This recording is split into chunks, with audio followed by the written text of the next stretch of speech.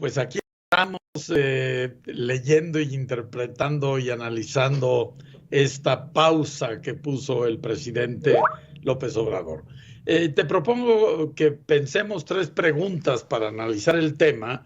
Un amigo de México ha sido Salazar. Dos, ¿qué tan homogéneo plural es el círculo diamante, los 35 hombres más ricos de México? Y tres, si este disgusto de la pausa es algo interno o es externo. Yo diría en el primer punto que Ken Salazar ha sido un buen amigo de México y lo ha mostrado todo el sexenio y un buen amigo del presidente, lo cual este cambio de conducta de los últimos días revela que pues obviamente él ha recibido instrucciones de lo que tiene que decir y pues lo tienes que decir, pero no cambia en nada la actitud personal de él. Esa sería mi respuesta al primer punto. En cuanto al segundo, los 35 hombres más ricos de México, el círculo diamante a que yo me refiero, eh, en su mayoría, particularmente los de mayor edad, entienden la importancia de no confrontarse directamente con el gobierno.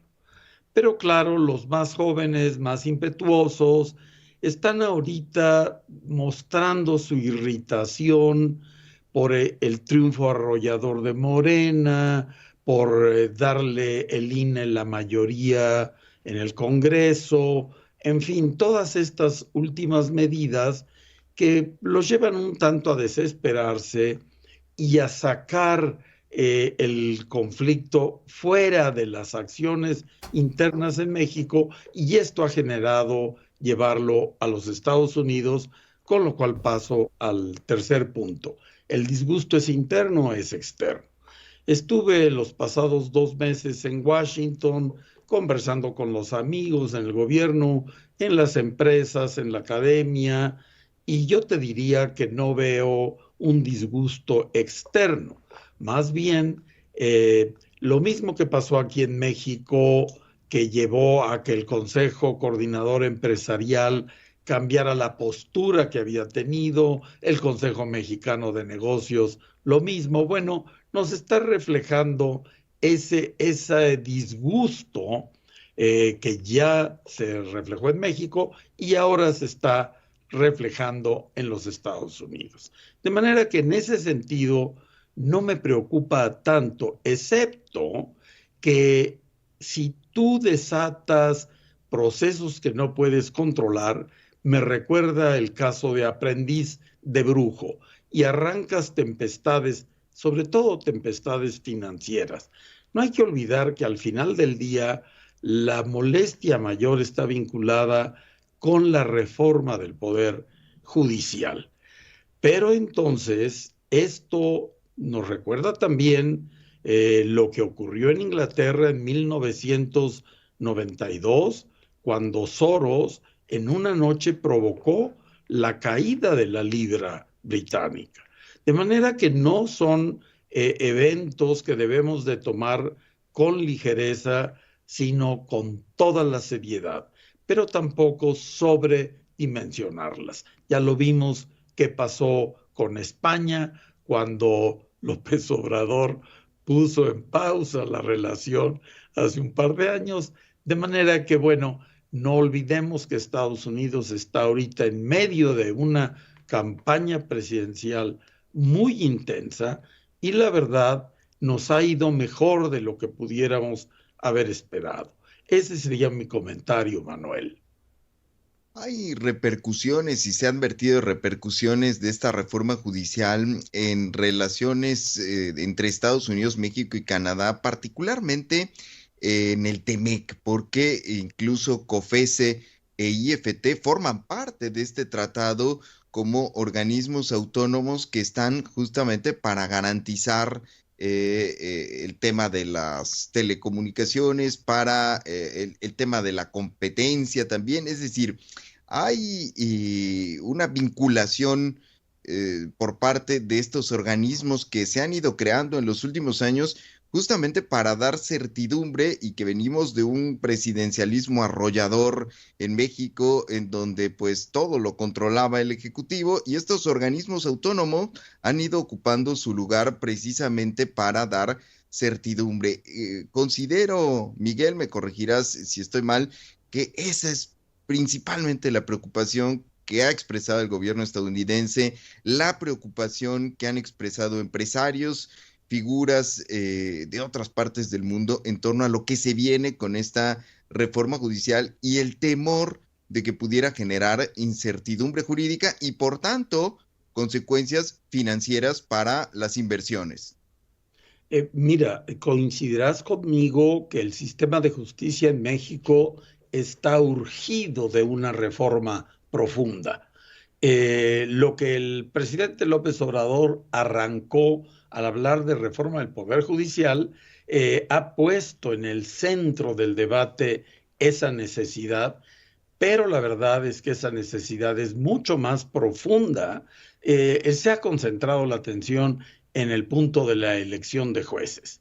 Yo tuve hace 15 años un grupo muy valioso en la Escuela Fletcher de la Universidad de Tufts en Boston, 130 jueces y magistrados que tuvimos un entrenamiento muy intenso en Estados Unidos, Chile y Colombia sobre la transición del sistema de justicia del sistema inquisitorio que tenemos en México, al adversarial del sistema anglosajón, y estos 130 excelentemente seleccionados jueces y magistrados, todos los estatales han sido presidentes de sus tribunales estatales, te da una idea, pero ellos se han mantenido muy motivados, muy unidos, muy al día, cohesionados, y ahí tienes una base de los 1,600 del Poder Judicial, tienes 130 que están convencidos de la importancia de la modernización del sistema judicial. De manera que México tiene una oportunidad grande, pero la verdad es que el Poder Judicial Federal es de lo mejor que tenemos, mientras que por donde hay que poner mucha atención es, número uno, en los abogados.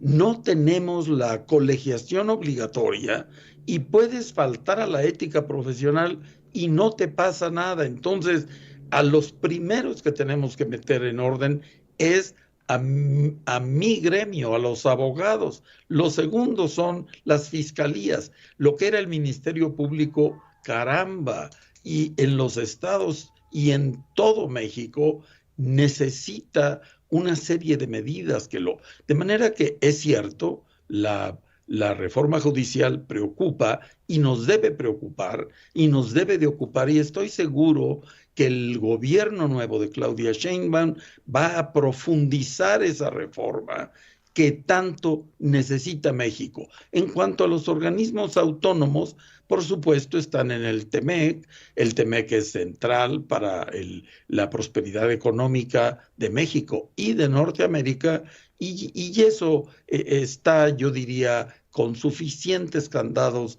y garantías para que no estén en riesgo de ninguna manera. Ese sería mi comentario, Manuel.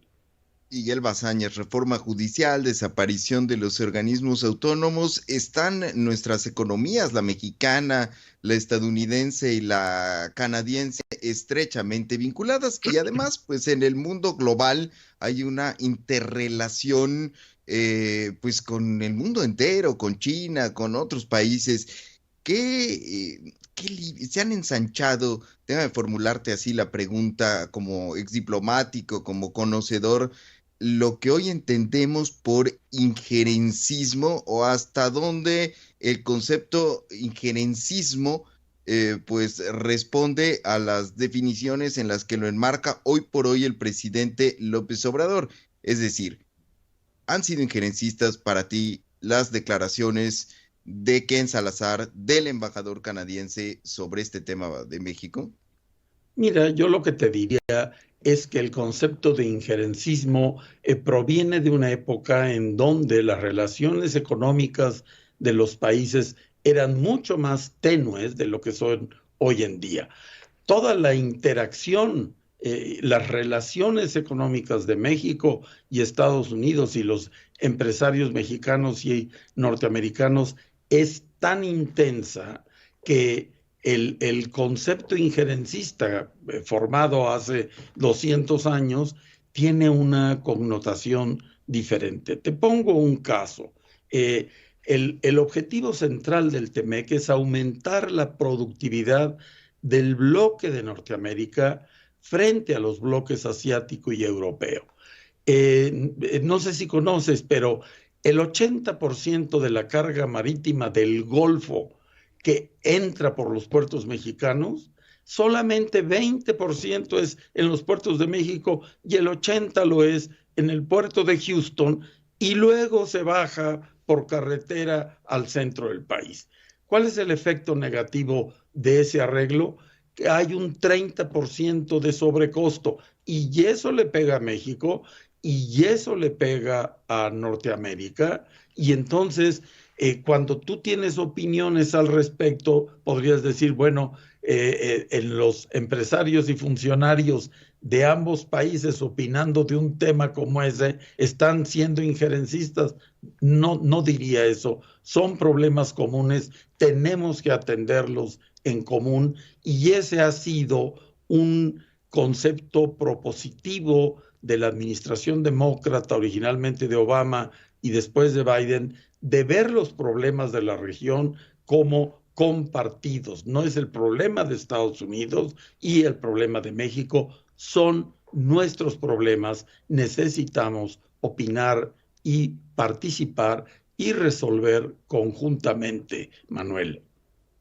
Ayer le preguntaron en la conferencia de prensa que ofreció Claudia Sheinbaum con motivo pues de la presentación de Ricardo Monreal como nuevo coordinador de los diputados morenistas sobre esta pausa de las relaciones y Claudia Sheinbaum respondió que pues ella avalaba y respaldaba al presidente López Obrador, pero advertí en el tono de Claudia Sheinbaum en esto pues en la manera de frasearlo pues un cierto desmarcamiento, es decir, sí, nosotros avalamos, estamos con el presidente López Obrador, pero ya nos tocará a nosotros cuando asumamos manejar las relaciones. No sé si tuviste ocasión de escuchar a Claudia Sheinbaum.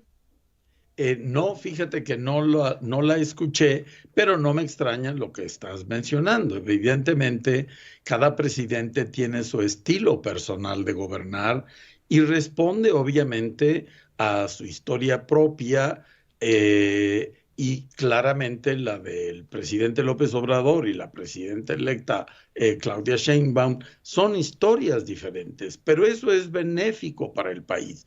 Todos los países, Manuel, necesitan una pulsión conservadora. La mitad de la población tiene esa pulsión y otra mitad de la población tiene una pulsión de cambio, de progreso y obedecen a la necesidad de un país de conservar lo mejor del pasado, pero también a estar preparado para hacer los retos del futuro. Y estas dos pulsiones las estamos viendo con toda claridad ahorita en México y también en Estados Unidos. Pero es perfectamente válido tener una preocupación de conservación, como es perfectamente válido tener una preocupación de progreso. De manera que debemos de encontrar la forma de comunicarnos y no porque el otro piense distinto que yo, ya no quiero saber qué piensa. No, es mucho lo que podemos aprender uno del otro y simplemente intercambiar y encontrar soluciones en conjunto, tanto internamente en México como entre los mexicanos y los norteamericanos. El que Claudia y López Obrador tengan estilos diferentes es totalmente claro y natural y benéfico para México, Manuel. Esta mañana se pronunció Brian Nichols, el subsecretario de Estado para Asuntos del Hemisferio Occidental en Estados Unidos, publicó en su cuenta de X un mensaje pues al calce de lo que ayer difundió el embajador Ken Salazar, y dice: Salazar y yo, o sea, Ken Salazar, el embajador Ken Salazar y yo compartimos un profundo respeto por la soberanía de México, Estados Unidos.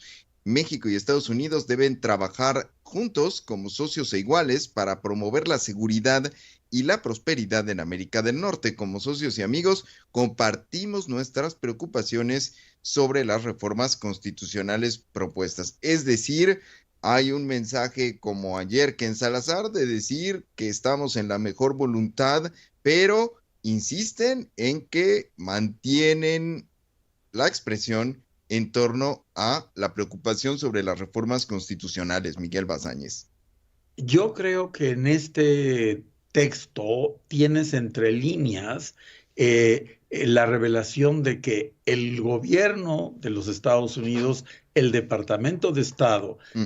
tiene también presión de sus bases, en este caso de la comunidad de negocios de Estados Unidos, la cual también tiene la presión de sus dos partidos porque están en elecciones. Antes nos ha ido bastante bien porque esperábamos una andanada migratoria que ya vimos la película con Trump hace 8 años, calificándonos de la peor manera. Sin embargo, ahora, si tú revisas cómo ha estado, no ha estado realmente con los niveles de grosería y desatención y ofensas y agravios que vimos hace 8 años.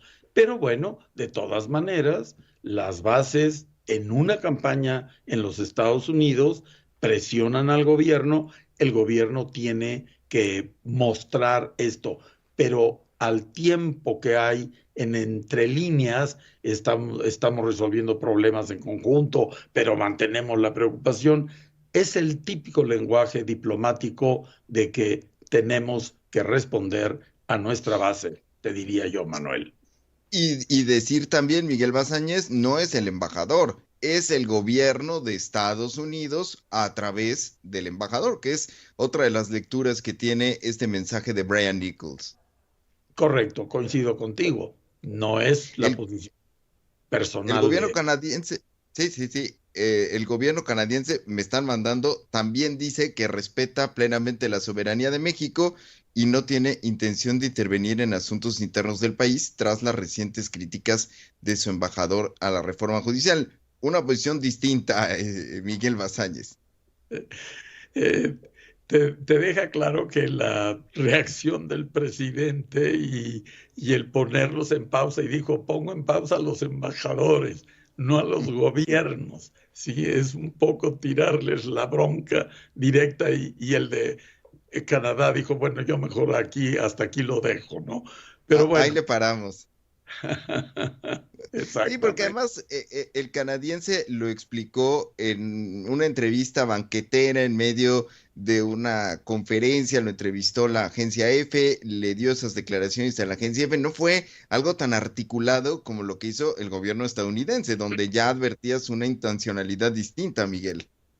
Correcto, sí. De hecho, el primer comunicado de Ken Salazar se lo dieron textual como lo tenía que leer, porque él es mucho más informal, mucho más casual, mucho más amigo. La verdad, ha sido muy amigo de México. Si tú recuerdas lo que pasó hace 50 años cuando el embajador McBride de los Estados Unidos en la época de Echeverría fue un papel muy, muy serio que jugó el embajador. Lamentablemente en aquel entonces no fue a favor de México, pero hay que entender, eran los años de la preocupación del comunismo en Estados Unidos y bueno, McBride jugó un papel muy, muy delicado que generó aquel horrible conflicto entre el gobierno y los empresarios mexicanos de la época de Echeverría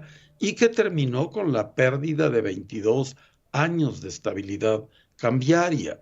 De manera que yo diría lo que mencionaba hace unos minutos de cómo los empresarios del Círculo Diamante de mayor edad tienen perfectamente claro que no le conviene a México ni a los empresarios mismos conflictos graves.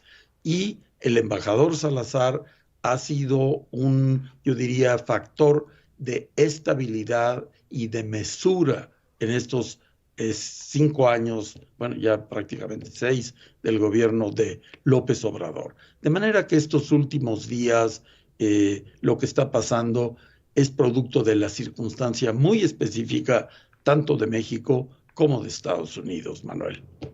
Pues Miguel Bazáñez, muchísimas gracias por haberte tomado unos minutos para compartir tus puntos de vista con el auditorio de Aristegui en Vivo. No.